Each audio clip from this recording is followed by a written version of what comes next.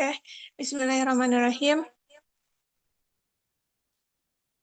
Assalamualaikum warahmatullahi wabarakatuh.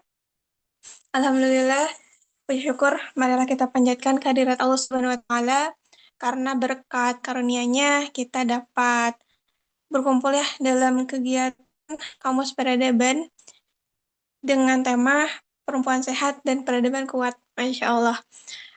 Salawat beserta salam semoga tetap tercurah limpahkan kepada junjungan kita semua, yakni Habib Nabi Muhammad Sallallahu Alaihi Wasallam, para keluarganya, para sahabatnya, dan semoga sampailah kepada kita selaku umatnya mendapatkan syafaat darinya di yaumil akhir nanti. Amin ya Allah ya Rabbal Alamin. Ahlan wa sahlan, Teh Nurul.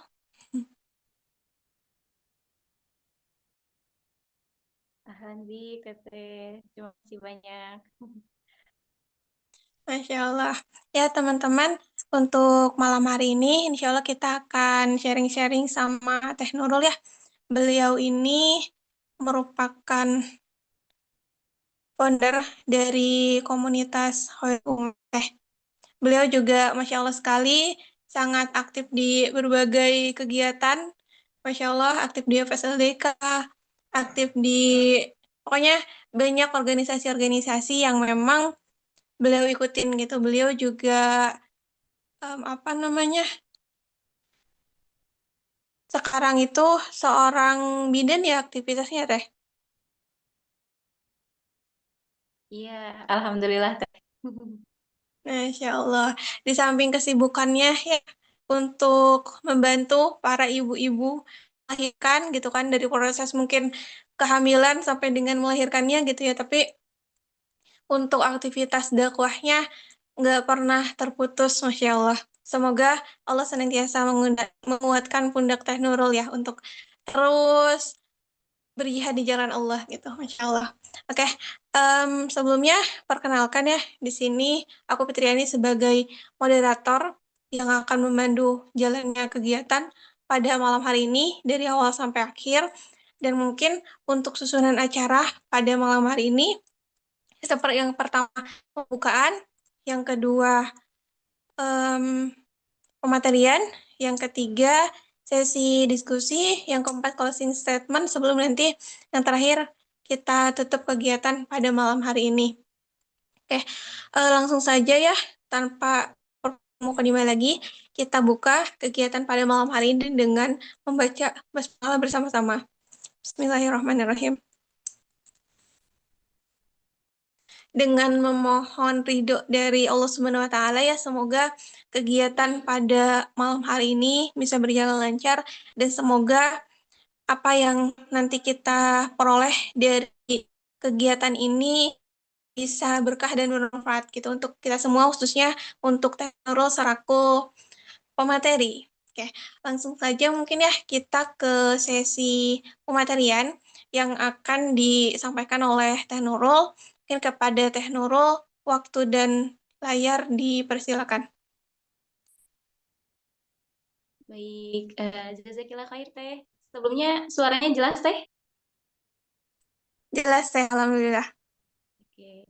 Nanti kalau di pertengahan putus-putus suaranya boleh di ya. Oke, baik. Siap, Teh. Bismillahirrahmanirrahim. Assalamualaikum warahmatullahi wabarakatuh. Alhamdulillahilladzi arsala rasulahu bil huda wa dinil haq yudhhirahu 'ala dini kulli walau karihal musyrikun. Asyhadu an la ilaha illallah wahdahu la syarikalah wa asyhadu anna Muhammadan abduhu wa rasuluhu la nabiyya ba'da. Allahumma sholli ala Muhammad wa ala ali Muhammad faqala ta'ala fil Qur'anil Karim. A'udzu billahi minasyaitonir rajim. Bismillahirrahmanirrahim. Rabbi shrah li sadri wa yassir li amri wa hlul 'uqdatam min lisani yafqahu qawli bi rahmatika ya arhamar rahimin. Amin ya rabbal alamin. Alhamdulillah, puji dan puji hak Allah Subhanahu wa Ta'ala. Sayaknya kita sebagai manusia bersyukur, di samping bersyukur dengan mengucapkan kalimat syukur, yaitu Alhamdulillah, gitu ya. Kita juga harus mampu membuktikan ataupun merealisasikan dalam kehidupan sehari-hari bagaimana bentuk dari rasa syukur tersebut.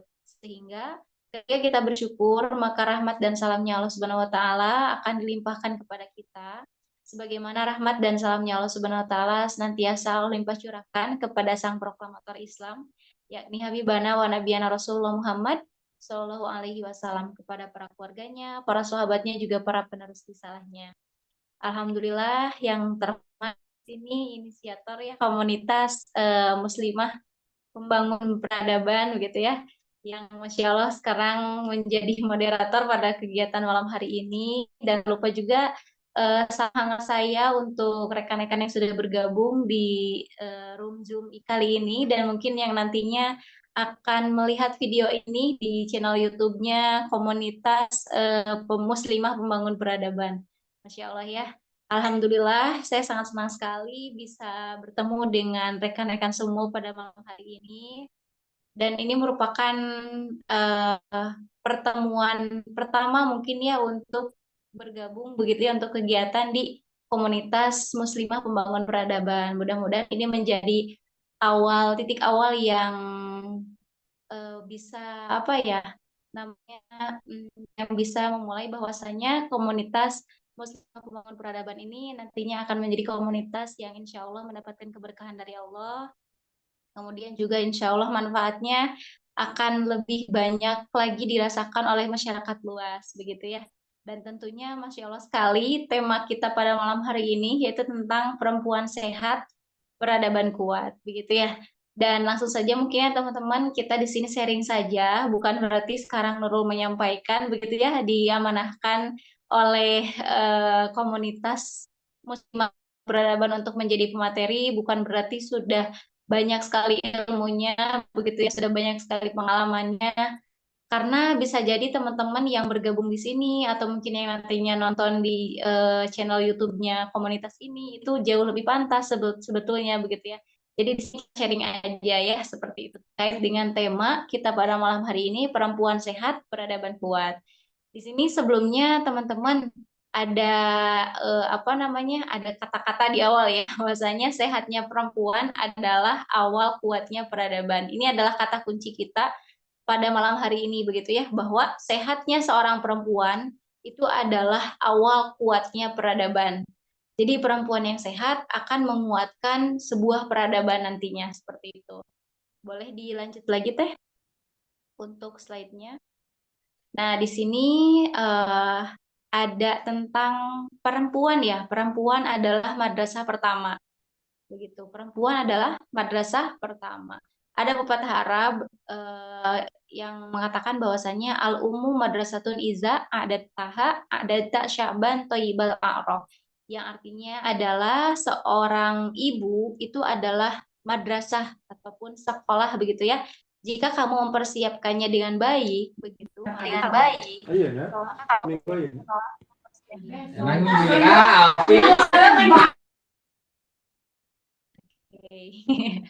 Nah, ini ada dua pertanyaan untuk teman-teman terkait dengan tema yang akan kita bahas sekarang atau yang sedang kita bahas sekarang. Pertanyaan pertama adalah, boleh kalau misalkan teman-teman mau bantu jawab, mangga.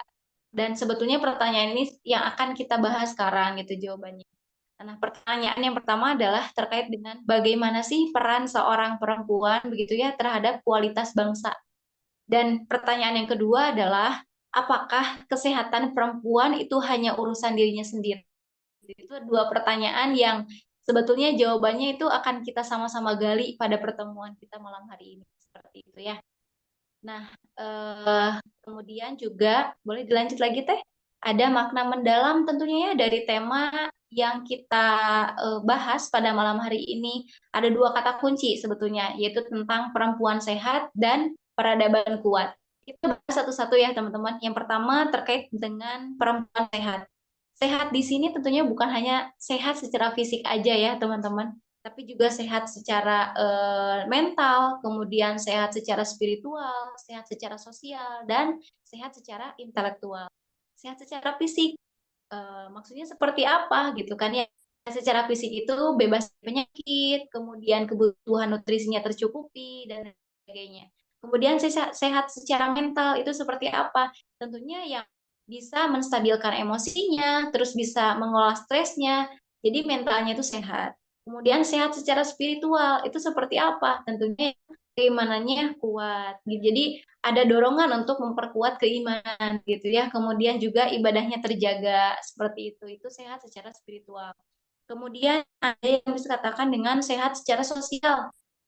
Sehat secara sosial berarti bisa menjalin hubungan yang baik dengan lingkungan seperti itu ya. Dan yang terakhir ada sehat intelektual. Sehat intelektual di sini berarti seorang muslimah itu harus punya wawasan yang luas, harus punya literasi yang baik gitu kan ya. Seperti itu. Jadi muslim itu harus dibekali ilmu yang sangat banyak sebetulnya sebelum dia melanjutkan atau memilih atau memutuskan untuk masuk ke dalam ranah atau masuk ke dalam posisinya sebagai seorang ibu rumah tangga ataupun seorang istri, seorang ibu itu sebelumnya pranikah gitu ya harus mempunyai bekal yang cukup sebetulnya. Nah, kemudian kata kunci yang kedua di sini adalah terkait dengan peradaban yang kuat ya. Nah, peradaban yang kuat itu tentunya berawal dari sebuah keluarga dan kunci dari baik buruknya atau kokoh atau robohnya gitu kan ya kuat atau rapuhnya sebuah peradaban itu tentunya memang tadi dari berawal dari sebuah keluarga yang mana kuncinya adalah dari seorang ibu gitu kan ya. Ibu yang sehat itu akan melahirkan anak yang sehat dan anak yang sehat itu akan menjadi generasi yang unggul yang nantinya akan menciptakan sebuah peradaban yang kokoh teman-teman. Seperti itu ya. Boleh dilanjut lagi ya. Oke, selanjutnya tentang landasan landasan Quran dan hadis kalau nggak salah. Oke, landasan Quran dan hadis teman-teman. Nah di sini sebelum ke surat Luqman ayat 14 itu sebetulnya di dalam Al-Quran itu masya Allah sekali ya, perempuan itu dijadikan sebuah surat ya itu surat An-Nisa surat keempat gitu ya. Nah tentunya di sini yang diambil adalah surat An-Nisa ayat 34 yang mana artinya di awal itu mengatakan bahwa kaum laki-laki adalah pemimpin bagi kaum wanita. Allah berfirman seperti itu ya, kaum laki-laki adalah pemimpin bagi kaum wanita. Ini menunjukkan apa, teman-teman? Ini menunjukkan peran penting perempuan itu sebagai pendamping, pemimpin, dan pendidik generasi. Gitu kan ya? Begitu. Kemudian selanjutnya di sini ada Quran Surat Luqman ya, ayat 14 di mana penggalan ayatnya itu Allah berfirman, kami perintahkan kepada manusia agar berbuat baik kepada ibu bapaknya. Ini menggambarkan begitu beratnya teman-teman peran seorang ibu dalam kehamilan dan juga pengasuhan. Ada tiga fase yang menjadi kodrat seorang apa namanya fitrah sebagai seorang perempuan.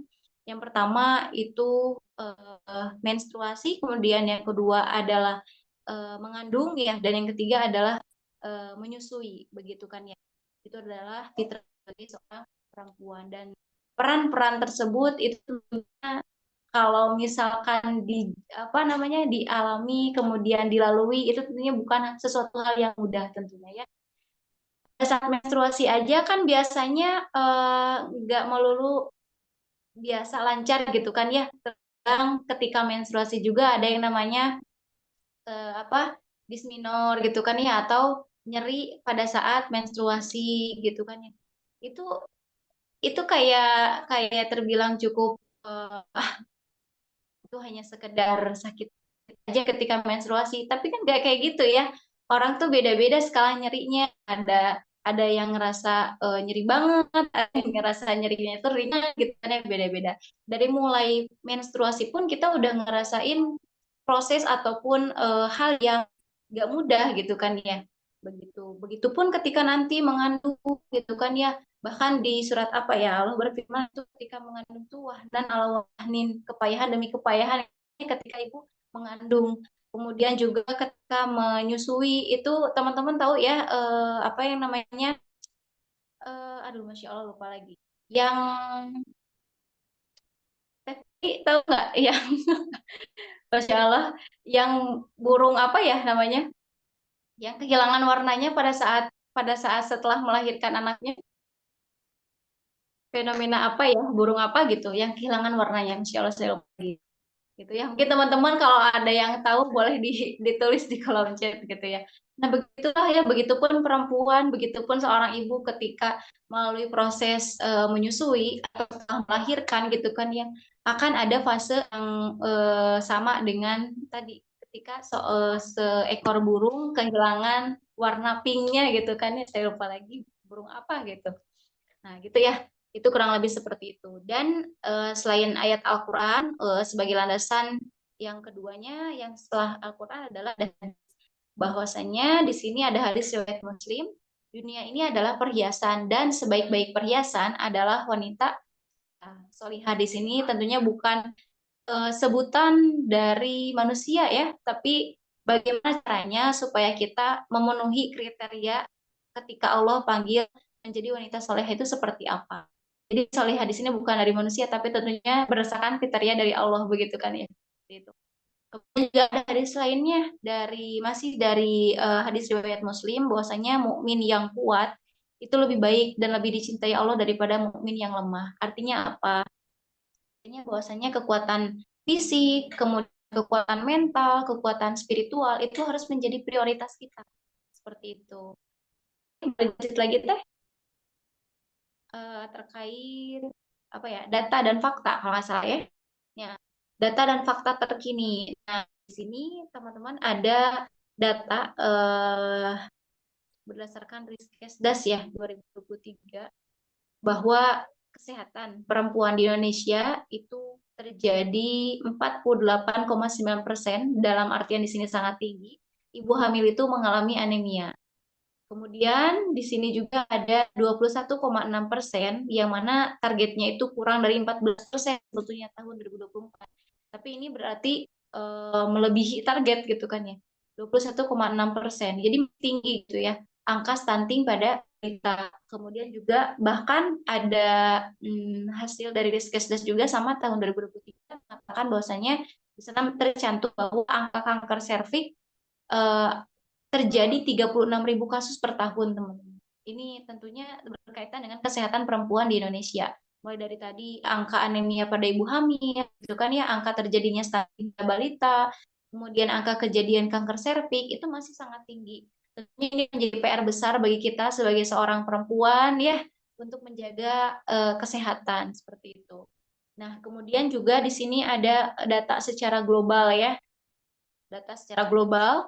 Di sini diambil dari WHO bahwasanya satu dari tiga perempuan di dunia itu mengalami kekerasan fisik ataupun mental.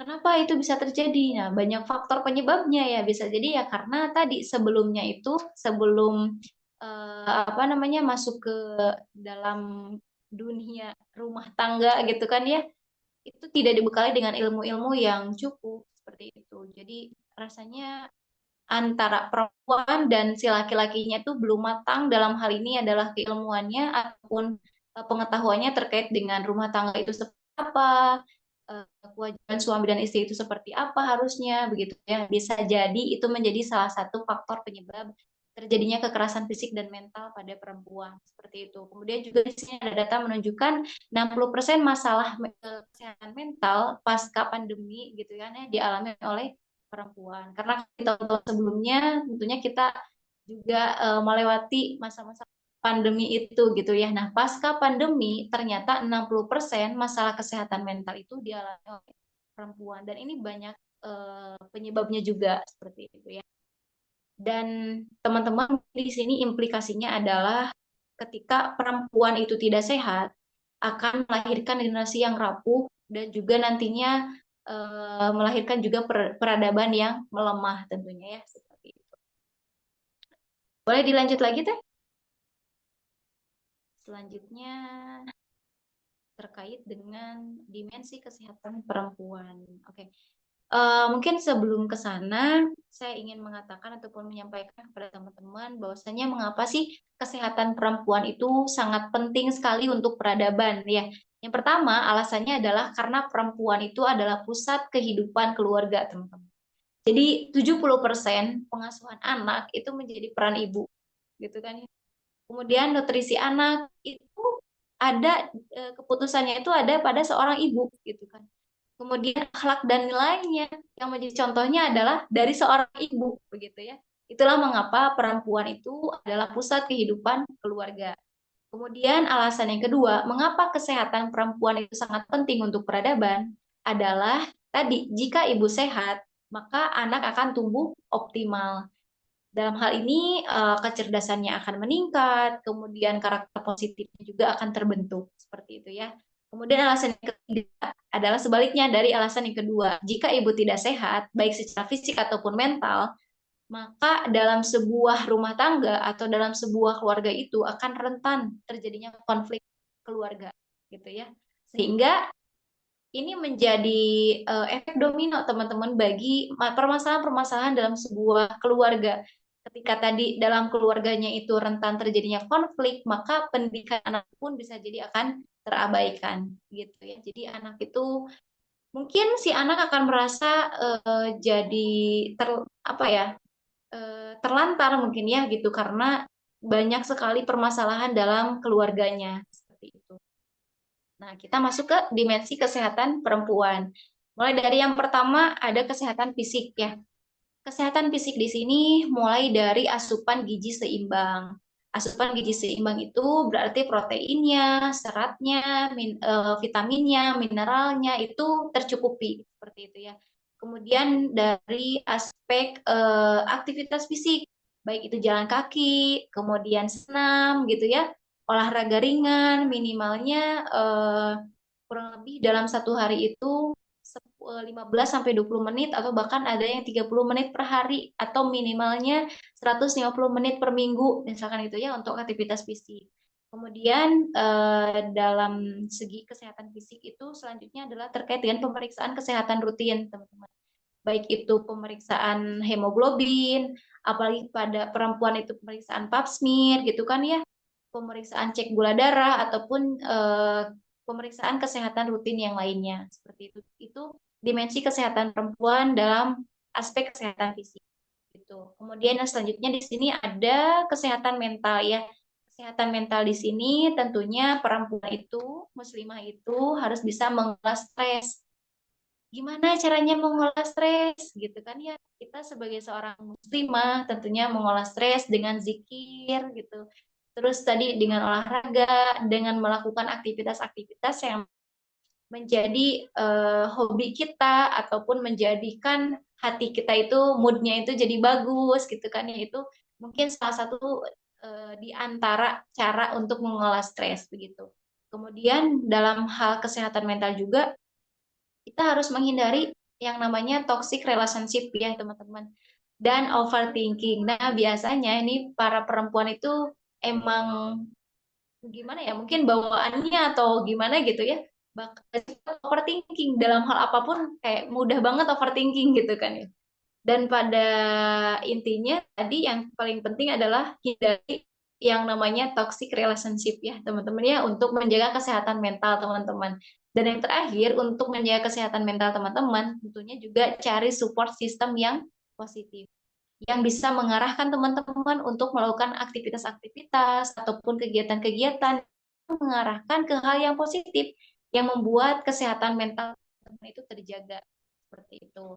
Kemudian yang ketiga adalah terkait dengan kesehatan spiritual ya. Tentunya ibadah wajibnya terjaga, terus zikir dan tadabbur Qur'annya terjaga, dan ini menjadi reminder juga mungkin ya bagi saya dan bagi teman-teman, hari ini sudah tadarus atau belum gitu kan ya. Masya Allah. Hari ini tadarusnya berapa ayat gitu kan. Jadi ketika kita membaca Al-Quran itu tentunya bukan hanya sekedar dibaca aja ya teman-teman. Kita usahakan ketika membaca Al-Quran itu dengan artinya, kemudian kita maknanya, kita resapi, kita hayati, kira-kira hari ini tuh Allah ngasih pesan apa ya ke saya gitu, ngasih pesan apa ya ke Nurul ataupun ke Teh Fitri atau ke teteh-teteh yang ada di sini yang sekarang bergabung gitu kan ya.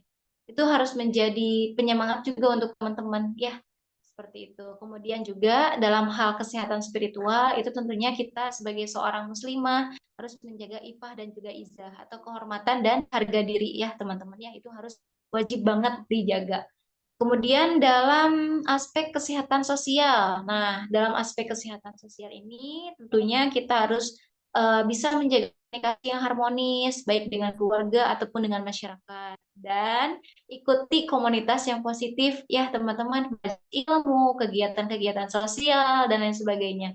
Itu terkait dengan kesehatan sosial. Ya. Kemudian yang terakhir di sini dalam aspek kesehatan intelektual. Kesehatan intelektual di sini adalah terkait dengan literasi, literasi di sini literasi agama dan literasi umum begitu ya. Terus bisa belajar parenting Islami juga, kemudian juga belajar edukasi tentang gizi, kemudian tentang kesehatan dan juga tentang teknologi. Apalagi sekarang sudah mulai bukan mulai lagi ya, sudah canggih segala halnya itu melibatkan teknologi. Apalagi sudah ada AI, masya Allah banget gitu kan ya. Nah, jangan sampai kita itu hanya melihat sisi negatifnya aja ya teman-teman dengan teknologi yang semakin berkembang pada saat sekarang gitu kan ya, pada saat ini kita harus bisa mampu mengambil hal positifnya. Kira-kira dengan kemajuan teknologi pada saat ini tuh bagaimana caranya supaya saya bisa mengambil ataupun memanfaatkan itu semua untuk mengarahkan ke hal-hal yang positif gitu ya teman-teman. Oke, boleh dilanjut lagi? Dilanjut lagi selanjutnya tentang apa ya? Selanjutnya tentang tantangan besar bukan teh? Oh, tentang sebelum ke checklist aksi nyata ya ini sebetulnya PR ya untuk kita semua, checklist aksi nyata. Gimana setelah nanti pematerian ini selesai, kira-kira teman-teman bisa nggak sih untuk melakukan aksi nyatanya gitu ya dengan diantaranya checklist-checklist yang ada di saya ingin bahas dulu tentang tantangan besar bagi perempuan masa kini ya, sebelum ke checklist. Karena sebelum kita melaksanakan aksi, tentunya kita harus tahu dulu tantangan besar yang terjadi ataupun yang bisa dihadapi atau yang sedang dihadapi oleh perempuan masa kini itu apa aja sih? Nah, sebentar. Oke. Yang pertama adalah terkait dengan pola hidup modern. Nah, dengan adanya pola hidup modern, tentunya misalkan makanan cepat saji gitu ya, adanya sedentary lifestyle yang nantinya itu mengarahnya ke fisik gitu, kayaknya kesehatan fisik yang bisa menyebabkan obesitas dan lain sebagainya. Itu yang pertama, akibat pola hidup yang modern. Kemudian yang kedua tantangan besar bagi perempuan masa kini adalah adanya beban peran ganda, baik itu domestik dan juga karir ya teman-teman, sehingga menimbulkan stres yang meningkat bagi perempuan masa kini gitu kan ya. Sekarang kan banyak ya wanita wanita yang berkarir terus ya pokoknya berperan punya peran yang ganda lah gitu ya. Itu menjadikan perempuan itu punya tingkat stres gitu ya yang meningkat gitu ya. Kemudian juga tantangan besar bagi perempuan masa kini yang selanjutnya adalah terkait dengan paparan media sosial. Akibat paparan media sosial ini, teman-teman nanti mengarahnya ke body shaming lah, toxic comparison lah, yang akhirnya menyebabkan apa? Depresi, gitu kan ya, teman-teman. Selanjutnya, tantangan besar bagi perempuan masa kini itu adalah kurangnya literasi reproduksi, teman-teman. Ini mengarahnya ke kesehatan ya, kurangnya literasi reproduksi yang nantinya itu tadi menyebabkan kenapa angka kejadian kanker meningkat itu bisa jadi ya karena ini kurangnya literasi reproduksi. Jadi teman-teman itu jangan menunggu eh apa ya berita kejadiannya itu ternyata meningkat baru teman-teman baca, jangan ya, tapi teman-teman yang harus tahu, yang harus update sendiri gitu kan ya, harus cari sendiri, harus upgrade keilmuan sendiri. Kira-kira untuk terkait dengan kesehatan reproduksi itu seperti apa, karena sesuai dengan tema kita malam hari ini bahwa perempuan yang sehat akan melahirkan peradaban yang kuat. Makanya kalau misalkan mau melahirkan peradaban yang kuat, maka literasi terkait dengan kesehatannya, apalagi terkait dengan reproduksinya, itu harus ditingkatkan gitu kan ya literasinya. Seperti itu. Apalagi ya selanjutnya terkait dengan sebelum ke checklist itu solusi ya, solusi strategis eh untuk menghadapi tantangan-tantangan yang tadi. Mungkin bisa saya sampaikan di sini ke teman-teman mulai dari level individu dulu ya. Untuk level individu, untuk solusi strategis terkait permasalahan atau tantangan besar yang bisa jadi dihadapi oleh muslimah atau perempuan masa kini adalah yang pertama menjaga ibadah tentunya dan pola hidup yang sehat begitu ya. Terus olahraga itu minimal tadi 3 kali per minggu gitu kan ya. Itu juga PR juga untuk saya sebetulnya ya. Terus juga mengelola waktu untuk me time gitu ya, untuk itu solusi strategis untuk level individu versi saya gitu kan ya. Nanti teman-teman mungkin punya versi yang lainnya, mangga boleh ditambahkan di kolom komentar ya. Terus solusi strategis apalagi dari level keluarga? Tentunya kalau misalkan teman-teman di sini, oh ya saya tadi lupa nanya ya, teman-teman yang bergabung mungkin ada yang masih single atau mungkin ada yang sudah berumah tangga atau mungkin ada yang sudah berumah tangga kemudian sudah punya anak atau sudah berumah tangga tapi belum punya anak gitu kan. Ini bisa menjadi apa namanya, solusi strategis ya dalam hal level keluarga. Kalau misalkan sudah berumah tangga, yaitu suami itu mendukung peran istri gitu ya. Bagaimana konteksnya mendukung? Bagaimana dalam artian mendukung itu seperti apa? Nah, nanti mungkin ini sebetulnya akan lebih jelas ketika kalau misalkan ada kajian tentang parenting Islami ya, teman-teman ya. Mungkin nanti teman-teman bisa bergabung lagi gitu ya. Kemudian level keluarga, solusi strategis yang kedua adalah menu sehat di rumah. Nah, ibu-ibu kan suka masak ya, gitu kan ya. Para perempuan suka masak, ataupun kalau misalkan di luar mangga, tapi menunya yang sehat, begitu. Terus dalam level keluarga, sebagai solusi strategisnya untuk menghadapi tantangan perempuan masa kini, dihadapi perempuan masa kini adalah komunikasi yang baik tentunya. Karena kalau misalkan tadi dalam lingkup keluarga komunikasinya nggak baik, maka akan terjadi konflik keluarga gitu kan ya. Kemudian selanjutnya dalam level masyarakat, nah di sini berkaitan dengan tadi kesehatan ya, bahwasanya di masyarakat itu pasti ada posyandu kan ya kayak gitu. Nah posyandunya aktif dan teman-teman juga aktif ke posyandu begitu ya. Untuk teman-teman yang sudah berumah tangga ataupun yang sudah punya anak gitu kan ya, bisa secara rutin 1 bulan sekali itu bawa anaknya ke posyandu, minimalnya untuk ditimbang atau untuk dicek pertumbuhan dan juga perkembangannya seperti itu. Kemudian juga edukasi dan parenting Islami. Nah, ini adalah solusi strategis di level masyarakat dan gerakan hidup sehat berbasis masjid. Kalau dulu kan ada sholat berjamaah gitu kan ya. Terus kalau di Tasik itu sempat ada ini teh, mengaji setelah maghrib gitu kan ya, intinya kayak gitulah. Nah itu bisa jadi adalah gerakan hidup sehat berbasis masjid seperti itu. Jadi lebih ke pendekatan secara religiusnya seperti itu. Kemudian dalam level negara, nah kalau dalam level negara itu ada yang namanya program Germas atau gerakan masyarakat. Terus ada juga edukasi kesehatan untuk ibu hamil. Nah, suka ada kelas ibu hamil ya, ibu-ibu ya. Terus ada gerakan anti stunting nasional. Nah, untuk menekan tingginya kejadian angka stunting di Indonesia, tentunya di level negara itu ada yang namanya gerakan anti stunting nasional seperti itu. Dan sudah banyak sekali inovasi-inovasi yang dilahirkan dari para apa namanya? Dari para tenaga profesional ya seperti itu. Kemudian sebetulnya teman-teman ada contoh ya, ada contoh implementasi dalam kehidupan. Dalam hal ini untuk melahirkan peradaban yang kuat tentunya ya. Sudah banyak contoh implementasi kehidupan. Salah satunya dulu Rasulullah SAW dan Siti Hadijah radhiyallahu anha.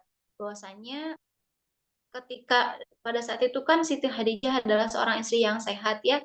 Ketika seorang istri yang sehat tersebut, tentunya Siti Hadijah bisa mendukung dakwahnya Rasul, kemudian juga pada akhirnya bisa menjadi teladan bagi para istri-istri di di masa-masa mendatang, di masa-masa saat ini gitu kan ya, dan seterusnya. Kemudian contoh implementasi dalam kehidupan juga di sini ada program kalau di Indonesia tadi ada posyandu, ada kelas ibu hamil, ada kajian parenting Islami dan lain sebagainya ya seperti itu.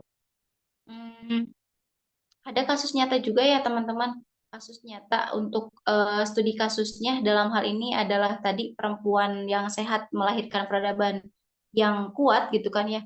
Ada kasus nyata kalau misalkan ibu yang mengalami anemia itu biasanya anaknya itu stunting. Dan dampaknya juga jangka panjang gitu kan ya. Nantinya bisa menyebabkan prestasi anaknya itu di sekolahnya rendah seperti itu. Ya, itu contoh kasus nyata ya dalam kehidupan seperti itu. Nah, mungkin pertanyaan untuk teman-teman adalah apa sih satu hal yang bisa teman ubah hari ini agar lebih sehat gitu kan ya.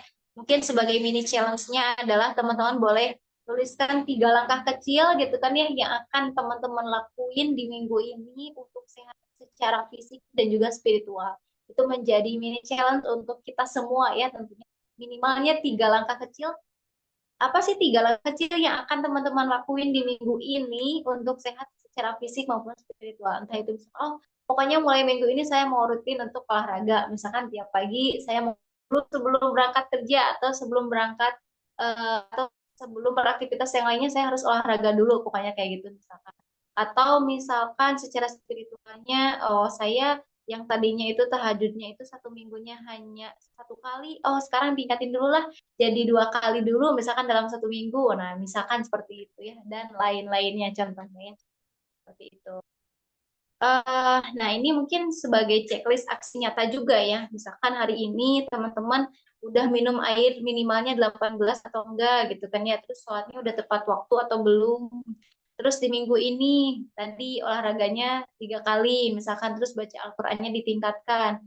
Terus lebih lebih panjang, lebih jangka panjang lagi gitu kan ya, bulan ini periksa kesehatan atau enggak, atau ini nih yang paling penting ikut kajian atau enggak gitu kan ya. Nah, jangan sampai fisik kita itu dirawat tapi batin kita enggak gitu kan ya, karena bukan hanya fisik ketika sakit diobati tapi juga hati ketika sakit harus segera diobati. Jangan sampai hati kita karena udah terlalu lama nggak diobati, nggak dikasih nutrisi, nggak dikasih makan, nanti lama-lama berkarat, nanti lama meninggoy gitu kan ya hatinya karena nggak dikasih nutrisi. Ya begitupun sama halnya dengan fisik kita gitu, ketika nggak dikasih makan, ketika nggak dikasih nutrisi yang cukup gitu kan ya, proteinnya nggak ada, karbohidratnya kurang gitu kan ya, vitaminnya juga kurang, mineral kurang, yang ada fisiknya sakit. Begitupun hati kita. Jadi itulah kenapa kita harus ngasih nutrisinya itu harus seimbang antara fisik kita dan juga hati kita. Seperti itu. Apalagi teh, buat selanjutnya.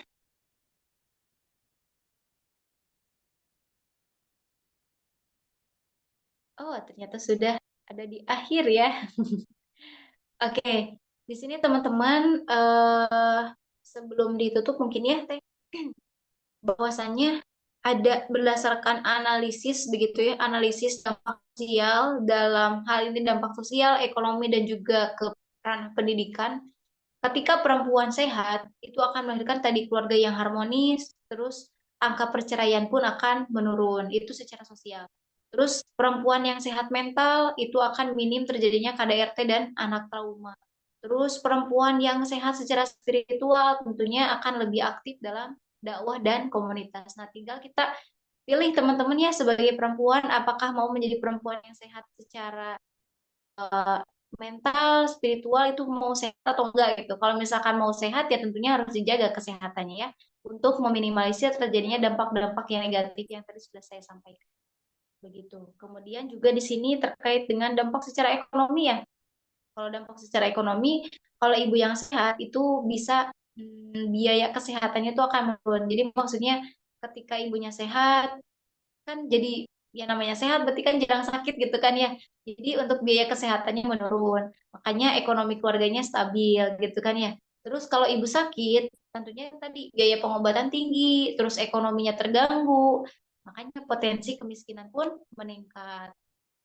Kemudian dalam dampak secara pendidikan juga, kalau ibunya sehat, itu akan fokus mendidik anaknya, otomatis prestasi si anak pun akan meningkat. Sebenarnya kalau ibunya kurang sehat, maka pendidikan anak juga akan terabaikan.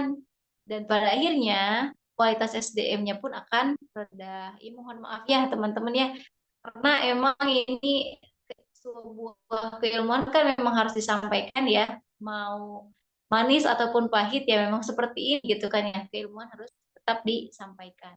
Dan mungkin ini sebagai penutup ya teman-teman, bahwasanya perempuan sehat itu bukan hanya tentang dirinya, tetapi tentang peradaban yang akan ia lahirkan. Gitu ya. Jadi ini menjawab pertanyaan tadi yang kedua, apakah kesehatan perempuan itu hanya untuk dirinya sendiri? Oh, tentunya tidak ya, karena perempuan itu bukan hanya tentang dirinya sendiri, bukan hanya untuk dirinya sendiri, tapi untuk peradaban yang akan ia lahirkan. Kalau ibunya sehat, kalau perempuannya sehat, maka peradabannya pun akan kuat. Seperti itu. Barakallahu fikum. Teh Fitri, sekian mungkin yang bisa disampaikan terlebih dahulu ya untuk materi pada malam hari ini.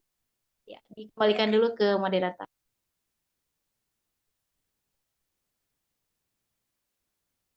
Masya Allah, syukuran Teh Nurul atas penjelasan sharing-sharing materinya ya.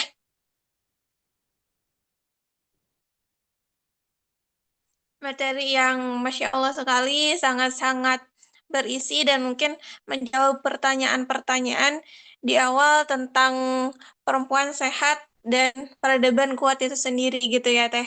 Nah, mungkin untuk selanjutnya kita akan memasuki sesi diskusi. Jadi buat teman-teman yang ingin bertanya, boleh menyampaikan pertanyaannya di kolom komentar, ataupun kalau misal mau bertanya secara langsung, boleh mengaktifkan fitur raise hand-nya. Kemudian nanti setelah dipersilakan, boleh untuk menyalakan audionya gitu. Oke, sambil menunggu teman-teman yang lainnya ya, Teh Nurul, izin mungkin untuk memantik diskusi gitu. Jadi kan Teh, em, sama halnya dengan siklus manusia ya kan ada masa anak-anak, dewasa, terus orang tua gitu kan. Nah, eh, begitupun dengan apa ya istilahnya perkembangan atau tumbuh kembang dari setiap manusia, dari setiap perempuan gitu. Kan pastinya peran perempuan ketika menjadi seorang anak, ketika menjadi seorang teman misalnya atau enggak kayak ketika menjadi seorang ibu, menjadi seorang istri, itu kan pasti berbeda-beda gitu ya Teh perannya.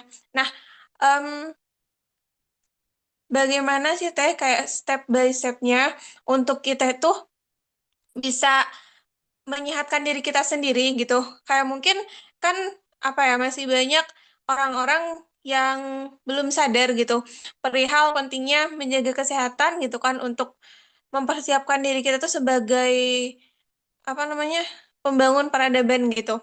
Nah, bagaimana untuk orang-orang yang mungkin em, belum sadar tadinya, terus kayak baru baru tahu nih, baru sadar nih ada peran ini gitu. Tapi kan kayak kita udah melewati step yang seharusnya itu kayak misal dari anak-anak itu diajarkan gitu kan kayak apa pastinya ada banyak hal yang memang sebelumnya harus dipelajari, tapi ternyata itu belum dipelajari gitu kan, emang belum tahu gitu. Nah, ketika sudah tahu peran tersebut, step by stepnya itu seperti apa Teh untuk kita itu bisa menyehatkan diri kita gitu Teh.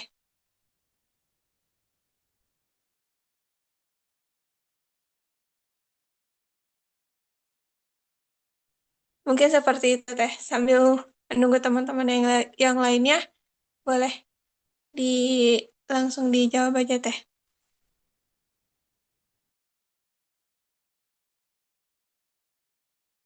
Oke, jazakillah khair Teh untuk pertanyaannya ya. Kurang lebih mungkin tadi pertanyaannya adalah bagaimana caranya step by step gitu ya ketika kita misalkan sudah apa tahu bahwasannya kita itu harus menjaga kesehatan gitu kan ya. Namun mungkin ya bagaimana kita bisa menyehatkan diri sendiri begitu ya sebagai pembangun peradaban ketika kita sudah tahu peran bahwasannya kita itu harus menjaga kesehatan. Nah, mungkin iya ya pertanyaan ini tuh sangat bagus Teh, ya karena ini mengaitkan akan kesadaran peran dengan aksi nyata ya tentunya seperti itu. Dan kita juga mengetahui ya bahwa kita itu harus sehat ya demi membangun peradaban. Itu merupakan langkah awal ya tentunya. Tetapi mungkin di sini implementasi nyatanya itu konsisten itu sangat penting. Nah, mungkin dalam hal ini beberapa di antara cara mungkin ya untuk menyehatkan diri sebagai peradaban versi Nurul tentunya ya. Kalau misalkan teman-teman nanti ada yang mau berpendapat, mangga silakan. Yang pertama adalah pahami ya bahwa kesehatan itu adalah amanah ya. Yang pertama, pahami bahwa kesehatan itu adalah amanah. Dalam Islam, tentunya tubuh kita itu adalah amanah dari Allah ya. Karena Rasulullah SAW bersabda, sesungguhnya tubuhmu itu memiliki hak atasmu. Itu hadis riwayat Bukhari. Artinya apa, teman-teman? Artinya kita itu harus menjaga tubuh ya agar tetap sehat, begitu kan ya? Karena akan digunakan untuk ibadah dan juga amal. Kemudian yang kedua, step yang kedua adalah jaga kesehatan fisik. Tentunya bagaimana caranya supaya kita menjaga kesehatan fisik? Ya, pertama itu dengan mengkonsumsi makanan yang halal dan toyib ya, teman-teman. Bukan hanya halal aja, tapi harus sampai ke toyib. Pilih makanan yang bergizi ya, hindari makanan yang berlebihan, junk food ataupun minuman yang merusak kesehatan. Karena surat berapa ya? Al-A'raf tuh surat 7 ya, ayat 31. Allah berfirman, makan dan minumlah, tetapi jangan berlebihan. Kemudian juga kita harus rutin bergerak dan berolahraga. Seperti tadi yang sudah disampaikan, minimal 30 menit sehari. Baik itu mau jalan cepat, mau senam, ataupun olahraga ringan. Kemudian kita juga harus bisa ngasih jatah untuk diri kita sendiri untuk mendapatkan istirahat yang cukup gitu kan ya, tidur yang cukup. Nah, hindari begadang-begadang yang memang keperluan penting gitu kan ya.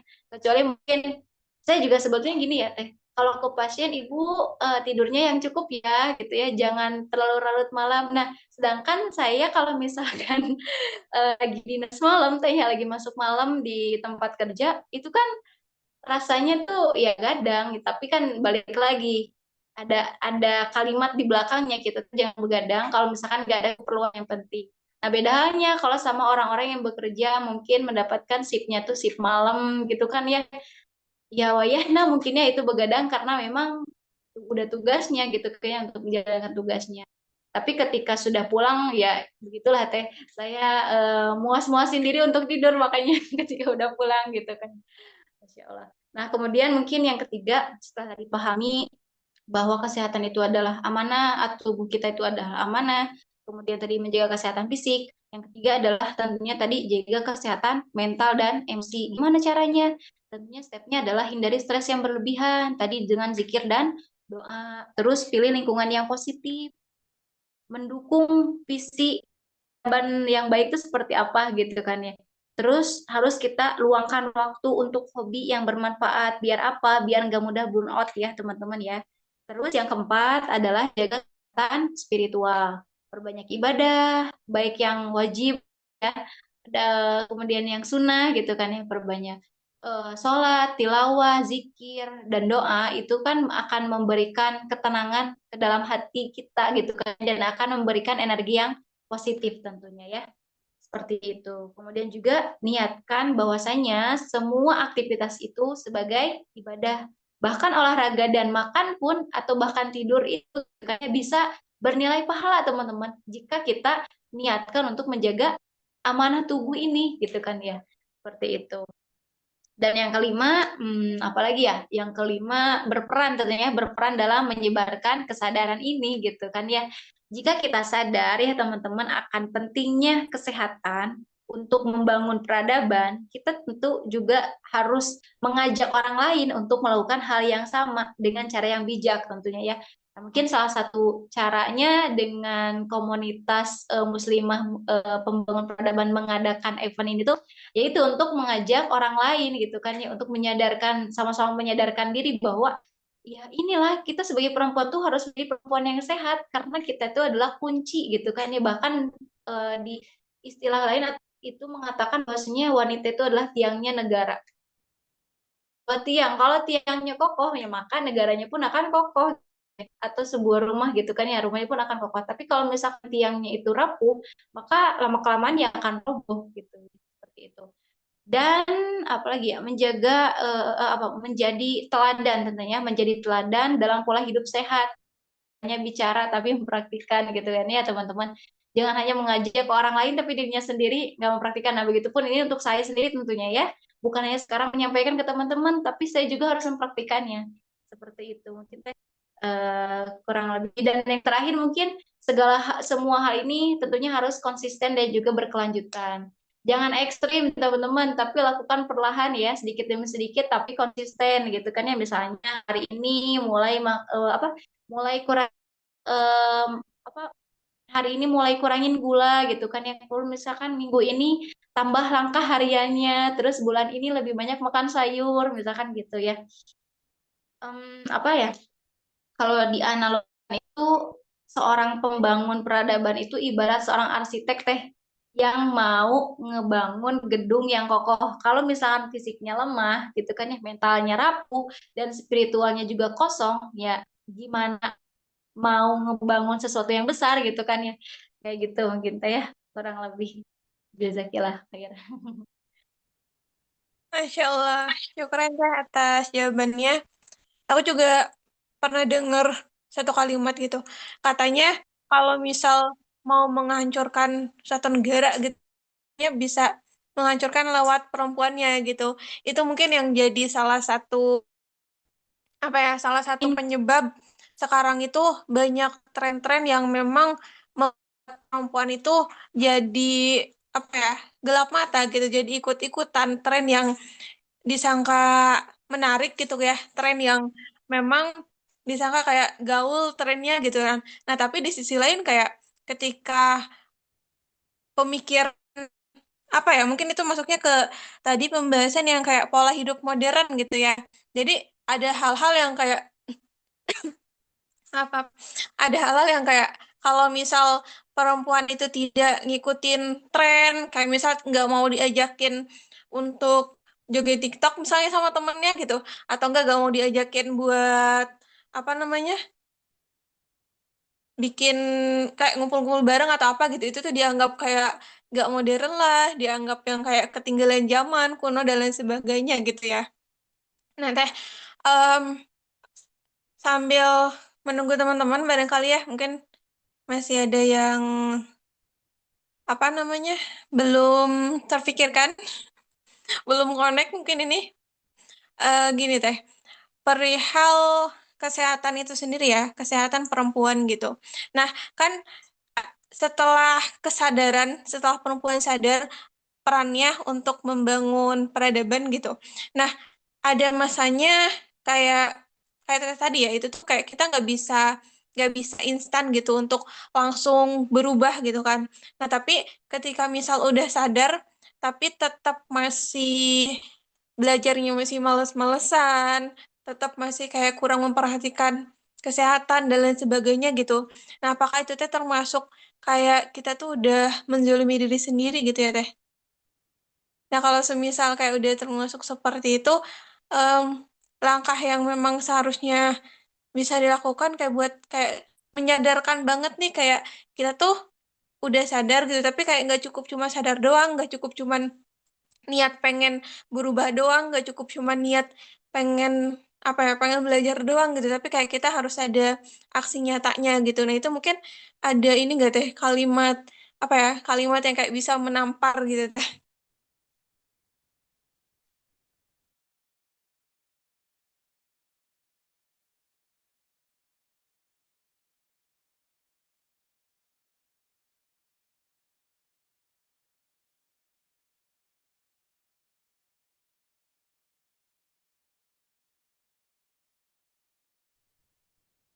Apa teh, audionya belum dinyalain.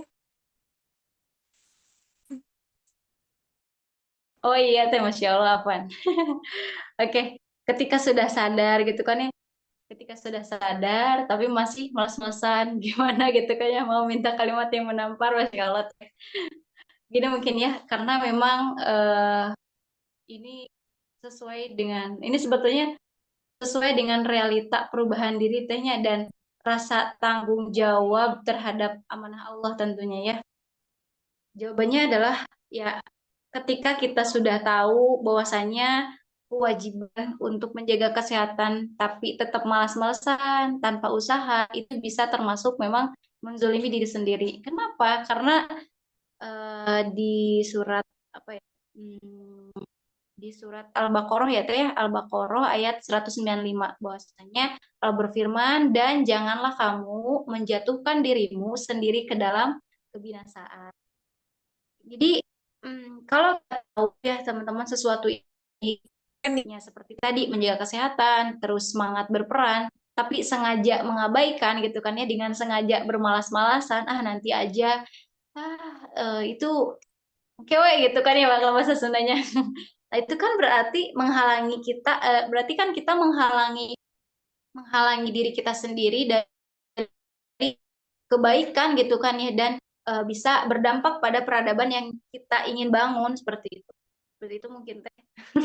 Makanya kita tinggal pilih mungkin apakah kita Allah pun berfirman tadi di surat Al-Baqarah ayat 195 bahwasanya kita itu tidak boleh menjatuhkan diri sendiri ke dalam kebinasaan. Ketika kita sudah tahu bahwasanya itu adalah hal yang tidak baik gitu kan ya bahwasanya kita itu harus bergerak, kenapa kita malah diem aja gitu kan ya? Kita malah memilih untuk masuk ke dalam atau menjatuhkan diri ke dalam kebinasaan seperti itu. Padahal Allah melarang itu gitu kan ya. Nah, tinggal mungkin kita pada intinya mau mengikuti perintah dari Allah atau tidak. Balik lagi, kalau misalkan kita mau membantah perintah Allah, itu bagaimana gitu kan ya. Oh, misalkan, oh cek kok jauh banget, jadi malah ke perintah Allah segala gitu kan.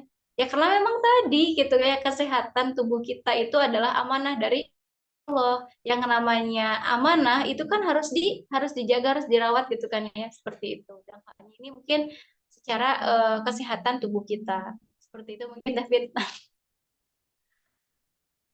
Masya Allah, ya teh, syukuran atas jawabannya. Oh iya, mau sedikit apa ya, klarifikasi mungkin namanya.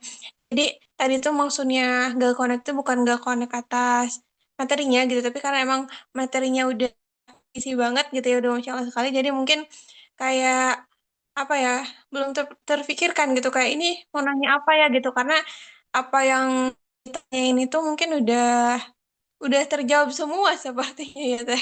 Masya Allah. Oke, barangkali dari tema kita mungkin ada yang mau ditanyakan atau memang sudah cukup?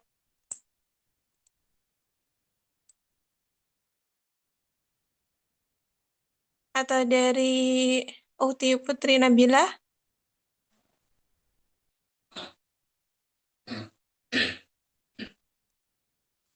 kalau mau Ya, sudah cukup jelas ya, mungkin aku ada satu pertanyaan lagi nih Teh, untuk sesi diskusi kita gitu malam hari ini.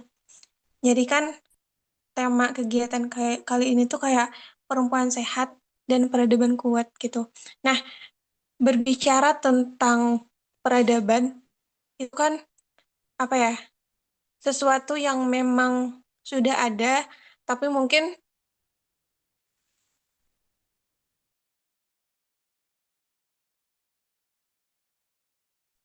dengan ramainya apa namanya, perbincangan-perbincangan kayak di kalangan kader-kader dakwah gitu tentang peradaban gemilang gitu kan, menciptakan peradaban gemilang, membangun peradaban dan lain sebagainya gitu kan. Nah, artinya peradaban itu suatu hal yang mungkin termasuk bisa diciptakan ya Teh.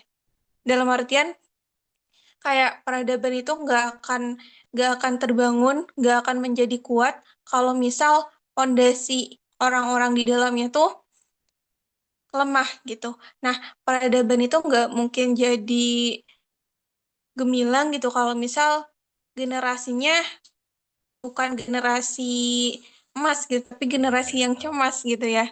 Nah, untuk menguatkan lagi mungkin teh ke para perempuan-perempuan muslimah gitu ya. Terus juga ke Iwan-Iwan juga karena memang meskipun secara ininya tuh amanah membangun peradaban itu di perempuan, tapi kita juga nggak bisa menutup apa ya, menutup mata gitu. Kita juga pastinya sadar gitu kalau perempuan itu Allah ciptakan berpasang-pasangan gitu. Perempuan itu kayak nggak bisa sendiri gitu, tapi tetap membutuhkan figur seorang laki-laki gitu. Nah, artinya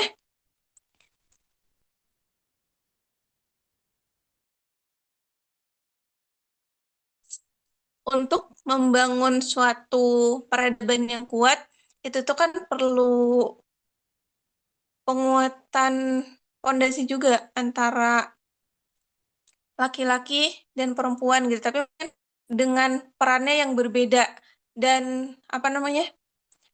eh, Mereka tuh bisa berjalan beriringan ya kecuali kalau memang sudah dalam apa ya dalam tahap pernikahan gitu ya. Nah, tapi kan di sisi lain kayak ketika perempuan dan laki-laki itu kayak masih sama-sama sendiri pun kan kayak perempuan dengan perannya sebagai apa untuk terus belajar gitu kan untuk mempersiapkan dirinya untuk terus menguatkan dirinya, mensehatkan dirinya gitu.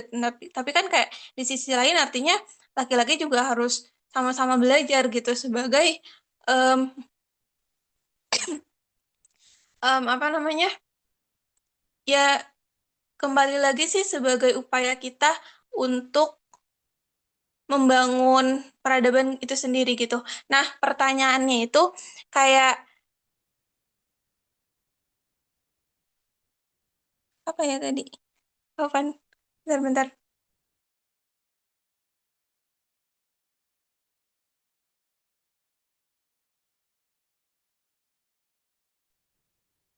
Pertanyaannya itu untuk membangun peradaban yang memang benar-benar kuat dengan em, fondasi-fondasi yang ada, terus kayak dengan tantangan-tantangan yang ada, bagaimana cara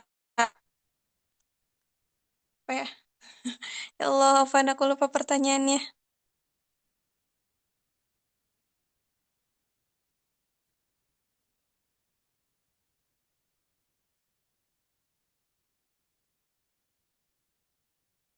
Gimana teh? Mungkin lebih ke ini ya, upaya kan ini tadi kita membahas peran dari muslimahnya mungkin ya. Sekarang peran dari laki-lakinya atau gimana teh? Lebih ke ke sana sih kayaknya teh atau kayak penyetaraannya gitu teh.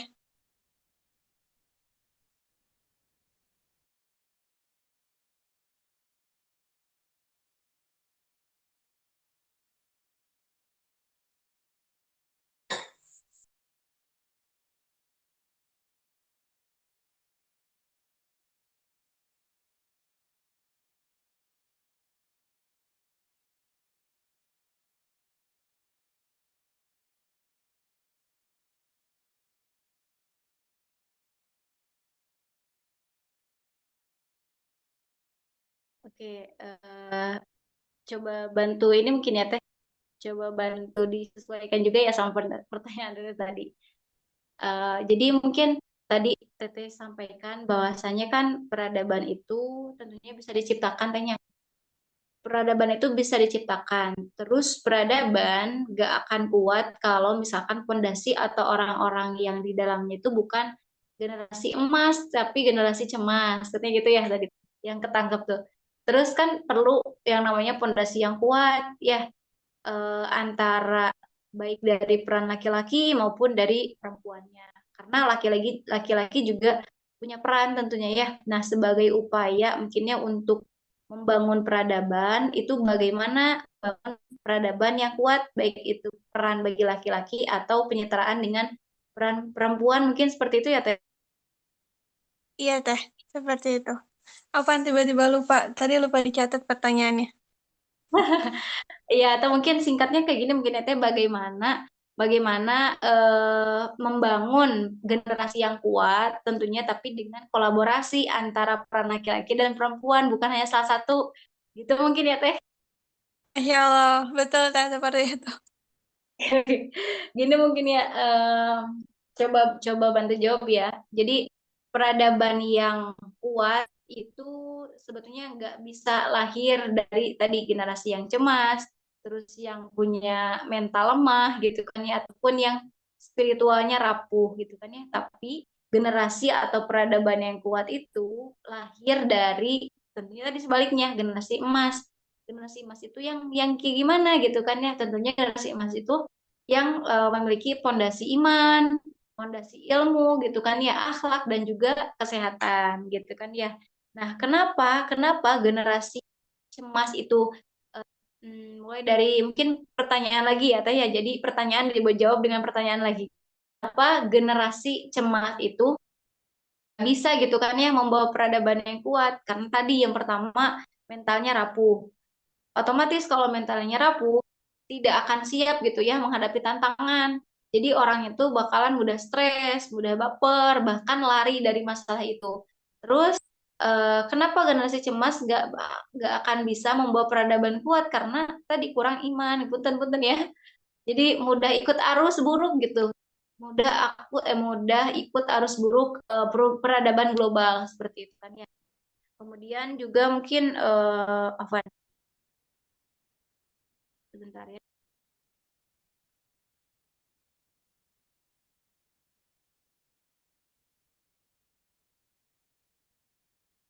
Oke. Kemudian mungkin karena tadi kenapa generasi cemas itu tidak bisa melahirkan peradaban yang kuat selain tadi karena eh, mentalnya lemah gitu kan ya. Kemudian juga fondasi ataupun nutrisi bagi hatinya gitu kan ya. Juga mungkin ini banyak banyak banyak sekali faktor yang bisa menyebabkan generasinya itu kenapa cemas gitu, tentunya kayak gitu ya. Kenapa sih merasa cemas? Karena tadi nutrisinya kurang. Kalau misalkan fisik, kenapa sakit sih fisiknya gitu kan ya? Karena tadi nutrisinya tidak baik yang dimasukinya, suka makan makanan yang junk food ataupun misalkan makanan yang cepat saji dan sebagainya seperti itu. Dan begitu pun ketika membahas terkait dengan generasi cemas, ya kurang lebih seperti itu. Dan mungkin bagaimana caranya kolaborasi antara peran laki-laki dan peran seorang perempuan untuk melahirkan generasi yang emas gitu kan ya, atau peradaban emas gitu kan ya, peradaban yang gemilang. Ya, tentunya harus sama-sama tahu dulu bagaimana peran laki-laki, bagaimana peran perempuan. Karena kalau misalkan kita ya niatnya mau berkolaborasi gitu kan ya, terus tapi tidak tahu masing-masing perannya seperti apa, yang ada mungkin malah bingung nantinya kolaborasinya kayak gimana gitu kan. Dan inti masalah dari peradaban itu kan siapa pondasinya, terus bagaimana perannya, dan apakah harus setara atau berbeda. Jadi jawabannya mungkin butuh dibahas dengan 3 poin ya Teh ya, dengan 3 poin utama. Yang pertama fondasi peradaban, yang kedua adalah perempuan tadi peran laki-laki dan perempuan, dan yang ketiga adalah konsep kesetaraan eh, versus kesalingan mungkin ya gitu. Yang pertama terkait dengan peradaban tidak akan kuat jika pondasinya rapuh gitu kan ya. Nah, peradaban besar itulah individu individu kuat, baik secara kuat secara spiritualnya, kuat secara intelektualnya, maupun kuat secara karakter ataupun kuat secara kesehatan atau fisik. Kalau pondasinya adalah generasi cemas, lemah iman, rapuh mental, maka yang lahir adalah peradaban yang krisis, bukan peradaban yang emas, begitu ya. Kemudian peran laki-laki dan perempuan dalam peradaban itu kayak gimana? Nah, kita bahas sekarang ya. Kurang lebih mungkin tadi di surat An-Nisa ayat 34 ya, kalau tidak salah bahwasanya laki itu adalah ar-rijalu qawamun 'alan nisa, bahwa laki-laki itu adalah qawam atau pemimpin atau pelindung gitu kan ya. Artinya apa? Laki-laki punya tanggung jawab utama dalam kepemimpinan, dalam keamanan, dalam menafkahi dan penjagaan nilai peradaban itu sendiri tentunya ya. Sedangkan perempuan itu sebagai apa? Yaitu perempuan sebagai umum madrasah atau pendidik dari generasinya gitu kan ya. Dan perempuan itu tadi adalah pendidik pertama kan ya dan utama tentunya di mana di rumah. Karena tadi Rasulullah menegaskan bahwasanya perempuan itu adalah apa namanya pemimpin di rumah suaminya dan akan dimintai pertanggungjawaban. Itu berdasarkan hadis riwayat Bukhari dan juga Muslim. Artinya apa? Artinya bahwa perempuan itu memegang pintu peradaban ya, teman-teman. Gimana perempuan memegang pintu peradaban maksudnya? Ya, karena perempuan punya rahim gitu kan ya. Terus eh, pendidikan anak tuh ada di perempuan, pembentukan karakter tuh ada di perempuan seperti itu. Itu adalah peran dari laki-laki dan perempuan gitu. Laki-laki sebagai kawam mungkin ya di beberapa di antaranya, salah satu di antaranya mungkin ya laki-laki sebagai kawam dan perempuan sebagai umum madrasah. Terus jawabannya apakah harus setara? Nah, ini ya, Islam itu tidak menuntut keseragaman peran, tapi kesalingan atau takaful ya teh namanya. Laki-laki tadi punya kekuatan fisik, kemudian juga punya kewajiban mencari nafkah gitu kan ya. Perempuan tentunya punya kelembutan, punya peran yang strategis dalam mendidik gitu kan ya. Makanya kesetaraan dalam kemuliaan itu bukan kesamaan tugas. Tapi di Quran surat Al-Hujurat ayat 13 Allah berfirman bahwasanya Allah itu memuliakan dengan ketakwaan, bukan jenis kelamin gitu kan ya. Allah memuliakan dengan ketakwaan, bukan jenis kelamin. Makanya di dalam Islam itu kesetaraan itu ada gitu kan. Jadi bukan tidak menuntut keseragaman peran tapi kesalingan atau takaful gitu ya. Karena Allah itu hanya melihat ketakwaannya bukan jenis kelamin, bukan perempuannya, bukan laki-lakinya gitu.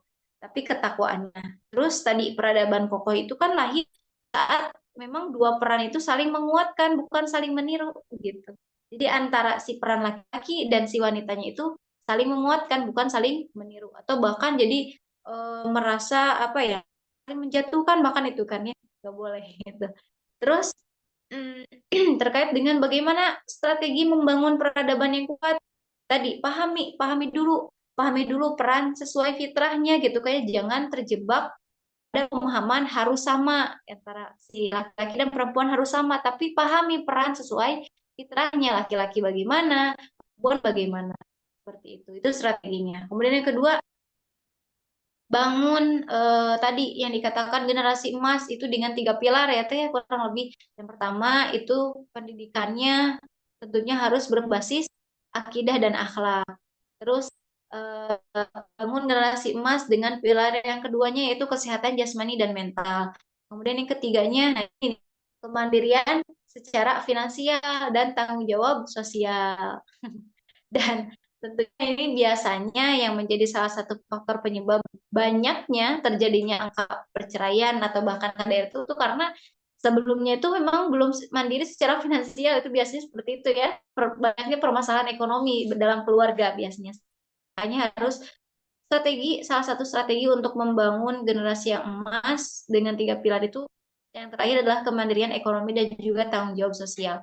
Kemudian tadi sinergi antara laki-laki dan perempuan ya, sinergi antara laki-laki dan perempuan, laki-laki menjadi pemimpin yang adil, pemimpin yang kuat dan harus visioner begitu kan ya. Dan perempuan itu menjadi pendidik, menjadi penggerak moral gitu kan ya, menjadi penjaga fitrah. Nah, sebetulnya kita itu harus melawan ya, harus melawan budaya generasi cemas. Tapi gimana cara melawannya? Nah, ini biasanya PR kita gitu kan ya, mulai dari sebelumnya, sekarang bahkan seterusnya, nauzubillah ya kalau seterusnya mungkin yang di masa yang akan mendatang kalau masih terjadi gitu kan ya. Kita harus melawan budaya generasi cemas dengan bagaimana? Tentunya tadi dengan literasi, literasi agama maupun literasi umumnya gitu kan ya, dengan kemandirian baik secara mental maupun ekonomi terus lingkungan yang mendukung antara baik itu di dalam segi keluarga ataupun komunitas seperti itu ya. Jadi mungkin kesimpulannya gini ya mungkin ya Teh ya bahwa peradaban kuat itu bukan karena laki-laki mendominasi ataupun perempuan disejajarkan secara seragam, tetapi karena keduanya itu bekerja sama gitu ya sesuai peran dan fitrah gitu kan ya. Bukan berarti harus sama, tapi harus memahami peran dan fitrahnya masing-masing seperti apa. Karena jika salah satunya lemah, maka peradaban akan goyah. Seperti itu mungkin teh kurang lebih barakallahu fikum. Masya Allah, syukuran teh atas jawabannya dan em, Masya Allah sekali ya ternyata memang amanah untuk membangun peradaban itu berat gitu ya. Tapi mungkin apa Ih, namanya ya nggak seberat itu juga sebenarnya gitu karena ya kita punya itu dan memang kita punya apa namanya punya masih Allah berikan banyak waktu, banyak nikmat gitu untuk kita terus senantiasa berusaha untuk mentarbiah diri kita sendiri gitu, berusaha untuk menyehatkan diri kita sendiri gitu, berusaha untuk membangun pondasi-pondasi itu gitu karena sekuat apapun fondasi kita sebelumnya, tapi ketika salah satu salah satu fondasinya ada yang lemah gitu, bisa jadi itu akan menjadi apa ya em, pemicu adanya titik terendah kita gitu. Kayak misal mentalnya yang lemah atau mungkin fisiknya yang lemah gitu. Karena kalau misal fisiknya yang lemah, misalnya sakit gitu kan, terus kayak ada agenda-agenda dakwah, jadinya kan nggak bisa hadir gitu kan, nggak bisa apa namanya memaksimalkan partisipasi kita dalam kegiatan-kegiatan tertentu gitu. Terus juga masih banyak hal lah dan semoga dengan sharing-sharing kita tadi ya, dimulai pematerian sampai sisi diskusi, semoga banyak hal yang bisa sama-sama petik gitu ya, dan bisa sama-sama kita amalkan ke depannya. Oke, untuk selanjutnya mungkin Teh Nurul ada closing statement yang mau disampaikan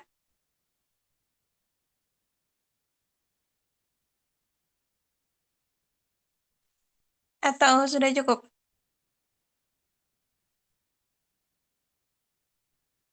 Untuk closing statementnya ya, apa ya? Ya. Closing statementnya mungkin ini yang sesuai sama tema ya, bahwasannya perempuan yang sehat itu akan melahirkan peradaban yang kuat. Jadi peradaban yang kuat tidak lahir, ini berkaitan sama pertanyaan Teteh yang terakhir mungkin ya. Closing statementnya adalah peradaban yang kuat itu tidak lahir dari satu pihak saja, melainkan dari sinergi yang harmonis ya teman-teman antara laki-laki dan juga perempuannya sesuai fitrah dan perannya. Ketika laki-laki menjadi pemimpin yang adil dan perempuan menjadi pendidik yang bijak, maka akan lahirlah generasi emas yang tentunya akan membawa cahaya bagi dunia. Maka teman-teman mari kita mulai dari diri kita sendiri, kuatkan iman, kuatkan ilmu, dan kuatkan juga akhlak ataupun bahkan akidah kita, ikatan kita, karena peradaban besar itu tidak dibangun dalam sehari, tetapi dimulai dari kecil yang konsisten ya teman-teman. Ingat, masa depan peradaban itu ada di tangan kita. Apakah kita siap jadi generasi pembangunnya atau tidak? Nah, teh, jazakumullah kasir, teteh. Selagi mungkin sekaligus menutup aja ya teh ya. Alhamdulillah, mungkin terima kasih banyak. Sekali lagi, saya ucapkan kepada komunitas Muslimah Pembangun Peradaban atas kesempatannya untuk saya untuk bisa sedikit sharing keilmuan yang saya ketahui. Begitu teman-teman, mudah-mudahan apa yang sudah disampaikan juga diiringi dengan taufik dari Allah Subhanahu wa taala sehingga apa yang sudah disampaikan bisa kita pahami bersama dan bisa kita praktekkan dalam kehidupan sehari-hari begitu ya sehingga manfaatnya itu betul-betul kita bisa rasakan dan kita tuai juga bukan hanya untuk di dunia tapi juga di akhirat. Semoga insya Allah ini dibersamai dengan turunnya ridho dari Allah Subhanahu Wa Taala. Amin amin ya robbal alamin. Ya, benarnya mutlak dari Allah Subhanahu wa taala, adapun kekurangannya murni dari saya pribadi. Semoga Allah Subhanahu wa taala menurunkan maghfirahnya kepada saya khususnya dan kepada kita semua pada umumnya. Fatakullah mastata'tum billahi fisabilillah. Wassalamualaikum warahmatullahi wabarakatuh. Wow. Waalaikumsalam warahmatullahi wabarakatuh. Masya Allah, jadi kita khairan masyarakat Teh Nurul atas pemaparan materinya, atas sharing-sharing ilmunya yang Masya Allah sekali ya. Em, Seperti yang Teh Nurul sampaikan tadi, semoga apa yang Teh Nurul sampaikan bermanfaat untuk kita semua dan semoga ke depan kita bisa sama-sama terus berjuang, sama-sama terus berproses dan berprogres tentunya karena kita nggak cuman kayak bisa bilang aku lagi belajar untuk menjadi perempuan yang kuat gitu, tapi juga perlu aksi-aksi nyata gitu kan ya, seperti yang tadi udah Tanurul sampaikan gitu. Nah, em, langsung saja mungkin kita tutup ya kegiatan pada malam hari ini. dengan membaca hamdalah 3 kali. Alhamdulillahirrahmanirrahim. Alhamdulillahirrahmanirrahim. Membaca Ah, istighfar sebanyak-banyaknya. Astagfirullah.